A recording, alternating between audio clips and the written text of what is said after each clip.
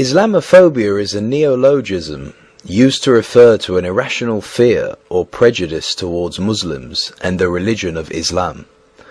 The term has achieved a degree of linguistic and political acceptance which is utterly at odds with facts and reality. Let us firstly deal with the facts. Mohammedan Muslims are the only group on the face of planet Earth who show their anger, their destructiveness, their hate-mongering and their war-mongering on TV, in print, in their educational system, and in their speech, against all other belief systems, be they Christian, Buddhist, Jewish, Hindu or animist. They are the only group who show their manifestations of hate and anger while holding their holy book, the Quran, in one hand, and guns, grenade launchers, swords and daggers with the other. They are the only group who, while demonstrating their hatred and anger, shout and call upon the name of their God with their terror verse, Allahu Akbar.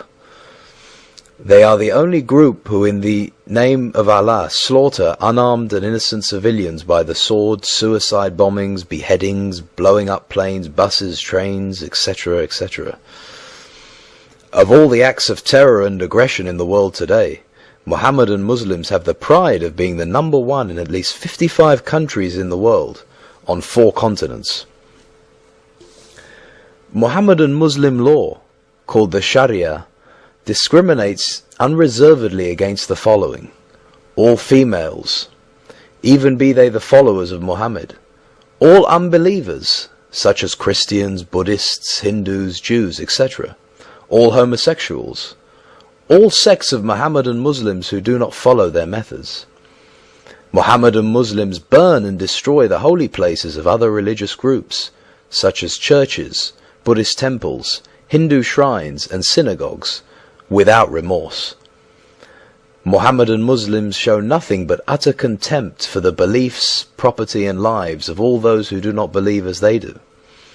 Mohammedan Muslims massacre, mutilate, rape and destroy the lives and holy places of other Mohammedan Muslims who do not follow the same path, such as in Iraq, Afghanistan, Algeria, Sudan, just to name a few.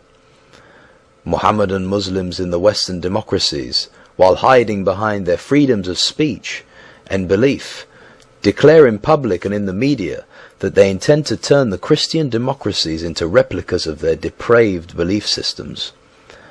Most Mohammedan Muslims in the world, the so-called silent majority, rarely demonstrate against these inhumane, depraved and sickening acts, conducted daily in their name and in the name of Islam. One can understand and sympathize with those Mohammedan Muslims who live under Islamic governments and live in fear of being in the opposition, but those who live in democracies have no excuse whatsoever in not showing their disapproval, disgust and anger at those who are allegedly bringing Mohammedan Islam in disrepute. It is one of the greatest ironies of history that it was Muhammad himself who said, "Silence means consent." Hence the silence of the followers of Muhammad in the West does mean that they consent to what others are committing in their name and in the name of Mohammedan Islam.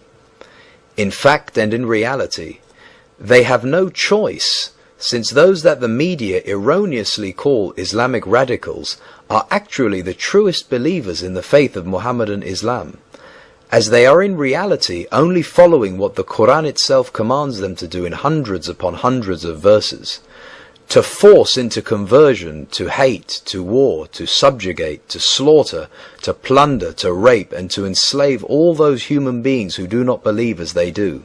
That is the remaining 87% of humanity.